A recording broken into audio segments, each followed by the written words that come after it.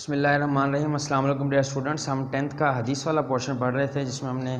11، 12 اور 13 حدیث پڑھی جو کہ نماز اور مسجد کے آداب کے حوالے سے تھی۔ 14ویں حدیث ہے وہ بھی جو ہے وہ آداب مسجد کے حوالے سے ہی ہے۔ رسول اللہ صلی اللہ علیہ وسلم فرمایا اذا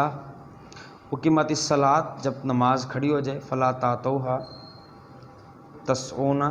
تو دوڑتے ہوئے نہ آؤ، وآتوها تمشون، بلکہ چلتے ہوئے آؤ، وعلیکم السکینہ، جو تمہیں بلکہ اور اطمینان کے ساتھ آؤ، فما ادرکتم، جو نماز تم پالو، فصلو، اسے ادا کرو، وما فاتکم، اور جو تم سے چھوٹ جائے، فاتمو، اس کو کیا کر لو، ادا کر لو۔ یعنی یہاں پر جو ہے وہ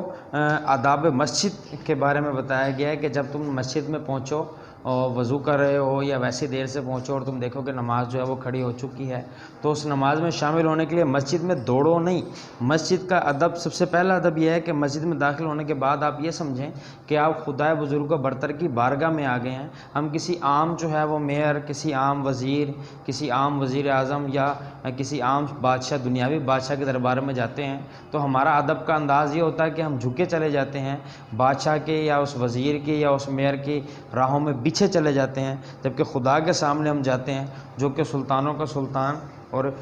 جو ہے وہ تمام شہنشاہوں کا شہنشاہ، حقیقی رب، حقیقی مالک اور حقیقی خالق ہے۔ تو اس کے گھر میں، اس کے دربار میں جانے کے بعد ہم کیوں کرنا جو ہے وہ اپنا ادب دکھائیں؟ تو یہی بات یہاں پر کی گئی ہے کہ جب نماز کھڑی ہو جائے تو اس کے لیے دوڑو نہیں، بلکہ اطمینان کے ساتھ، وقار کے ساتھ آؤ، جو نماز تم پالو اس کو کیا کر لو، ادا کر لو، جو رہ جائے اس کو پورا کر لو۔ اور مسلمان کو جو ہے وہ اللہ تعالیٰ نے، مسلمانوں کو آسانی کے لیے اللہ تعالیٰ نے یہاں تک چھوٹ دی ہے کہ اگر تم سے نماز کا کچھ حصہ چھوٹ جائے تو جو نماز کا حصہ رہتا ہے جماعت کا، اس میں شامل ہو جاؤ، تمہیں پوری جماعت کا ثواب ملے گا۔ اس حدیث میں با جماعت نماز کے آداب کی طرف رہنمائی کی گئی ہے، وہ یہ کہ اول تو ہم با جماعت نماز ادا کرنے کے لیے مسجد وقت پر پہنچے اور تکبیر اولیٰ کے میں شریک ہوں، یعنی وقت پر پہنچیں، وقت سے پہلے پہنچیں، تاکہ ہم جو ہے وہ پہلی تکبیر کے ساتھ ہی نماز میں شامل ہوں اور تمام جو ہے پوری کی پوری نماز جو ہے اس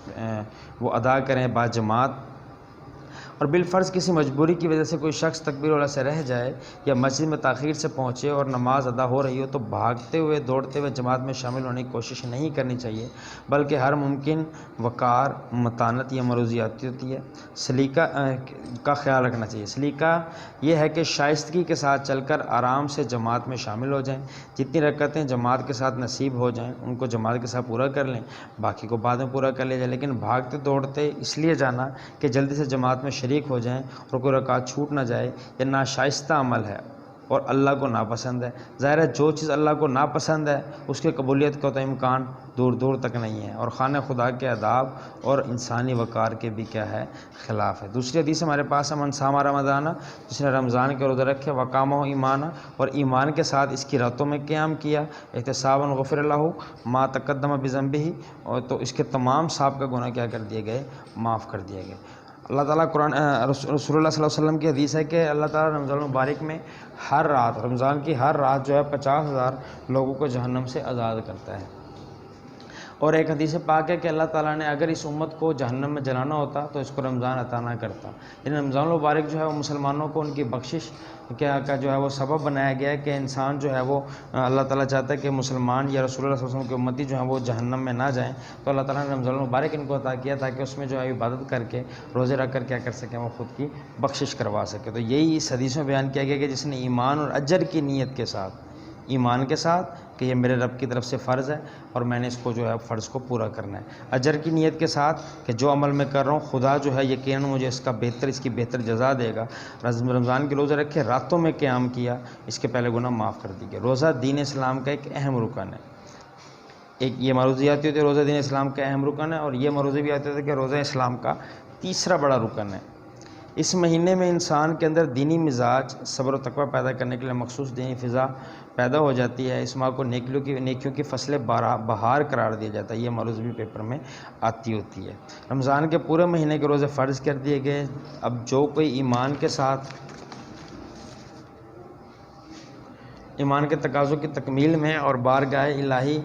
سے ثواب کی امید رکھ کے ساتھ روزے رکھے، اس ماہ کی مبارک راتوں میں قیام کرے، اپنے رب کے حضور قیام کرے تو اس کے پچھلے گناہ کیا کر دیے جائیں گے، معاف کر دیے جائیں گے۔ یعنی وہ شخص جو رمضان المبارک میں سارا دن روزہ رکھتا ہے، خدا کے سامنے جھکتا ہے اور نمازیں ادا کرتا ہے، برائی سے بچتا ہے، نیکیوں کی طرف راغب ہوتا ہے، صدقہ و خیرات کرتا ہے اور راتوں میں اللہ تعالیٰ کے سامنے جھکتا ہے، تہجد جو ہے وہ ادا کرتا ہے اور اللہ تعالیٰ کے سامنے جو ہے اپنے گناہوں کی معافی مانگتا ہے، تو اللہ فرماتا ہے اس کے تمام سابقہ گناہ کیا کر دیے جاتے ہیں، معاف کر دیے جاتے ہیں۔ بہت شکریہ۔